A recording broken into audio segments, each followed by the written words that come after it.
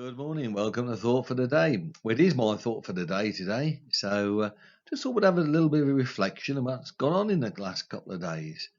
Um, Elaine, as you know, hasn't been out very much at all, and she's been self-isolating because of the problem she had last year.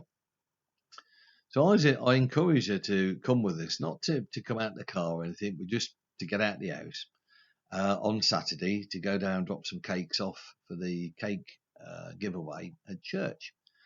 And she did. She came down, sat in the car, and then I got a phone call and got my phone out, and it was from Elaine. And she said, I feel like I can get out the car.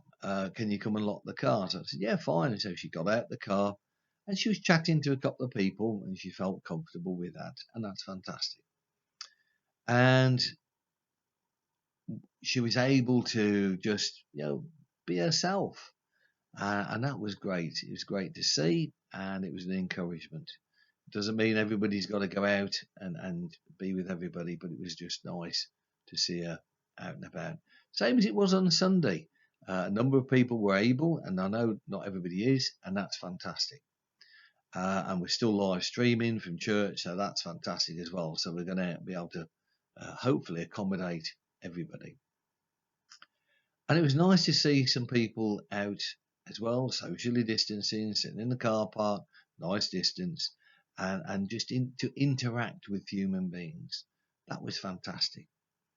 And then yesterday, something strange happened. I had to go to Curry's down in Wednesfield.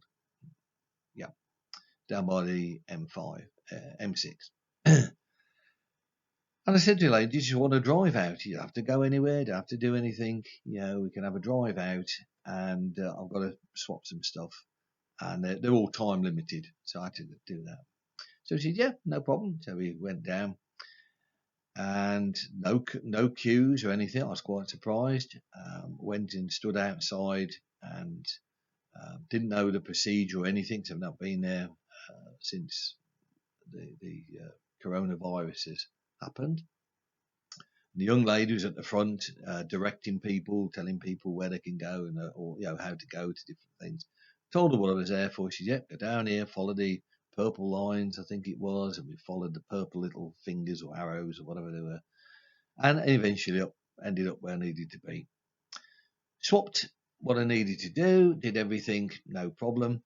While I was there, it's interesting. You look around because you're in a queue and you're waiting and you're sort of looking, and there's various obviously appliances around, and one of them was a grill. Now, don't get excited about grills, but today I had a thing drop into my message box about a particular person. I thought, well, I'll just share that because it shows how change can come in somebody's life, and how you adapt to change can also mean how things can go on for you. And the guy I'm going to talk about is very quickly is a guy called George Foreman. Now he was raised in a Christian home. I didn't realise that, but he was. And eventually he came back to his Christian roots. But before that, he got involved in the world of gangs and drugs and violence and things. And somebody recognised that he had a certain ability of violence. And they suggested to him that he went down the gym and took out his aggression there. Whilst he was there, he was somebody saw him, and cutting a long story short, that ended up he became the world heavyweight champion boxer.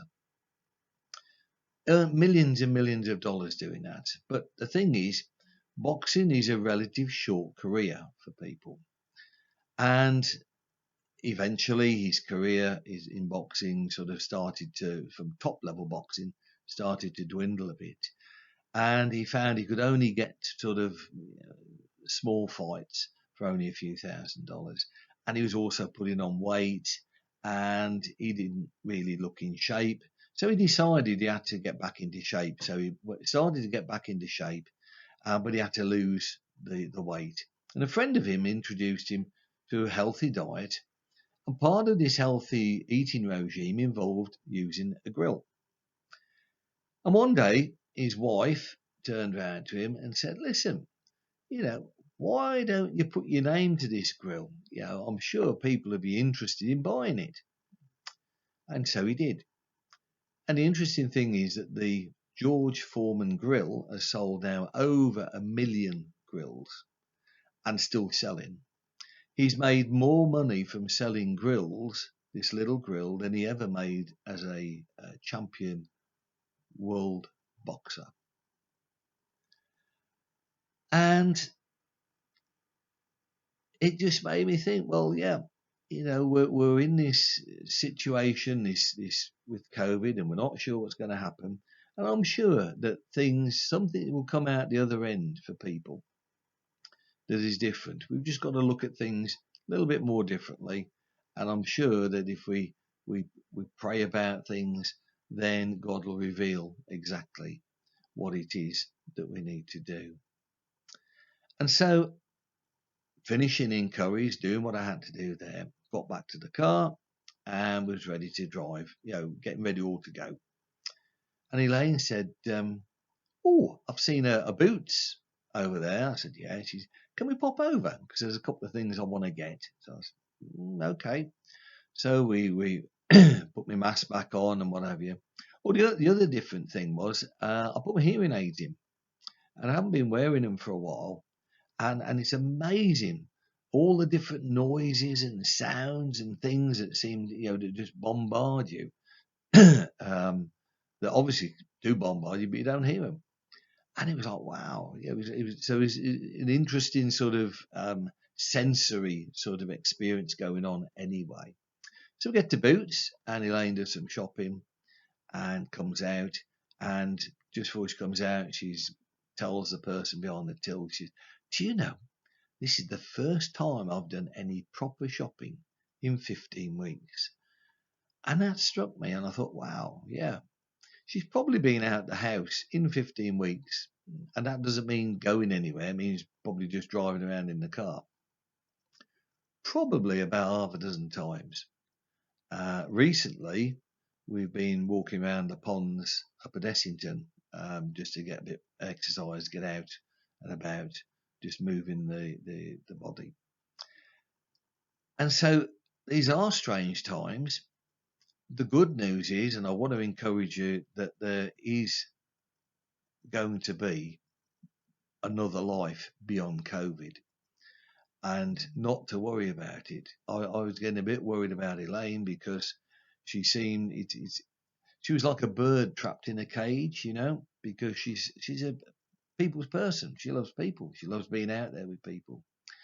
And so to see her on Saturday was to see not the bird being released by any means, but the bird understanding a different way that things are going to be.